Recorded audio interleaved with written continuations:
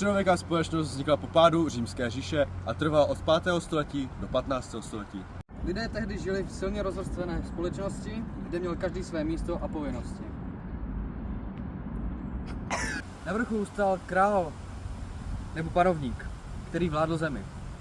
Pod ním byli šlechtici, páni a rytíři. Ti vlastnili půdu a chránili své poddané výměnou za jejich poslušnost a práci.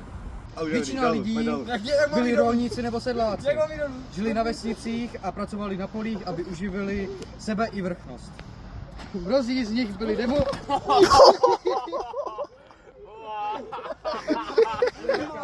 Mnozí z nich byli nevolníci, což znamenalo, že nesměli odejít z panství, kde se narodili.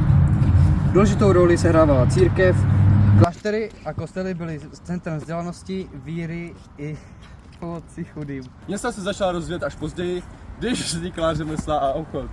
Tam se objevila nová společenská vrstva, měšťané, kteří žili jinak než lidé na vesnici. Středověká společnost byla pevně svázaná s vírou, půdou a povinností vůči pánovi. I když byla tvrdá a nespravedlivá, vytvořila základy, na který Evropa později vyrostla. A toto bylo naše video o středověké společnosti.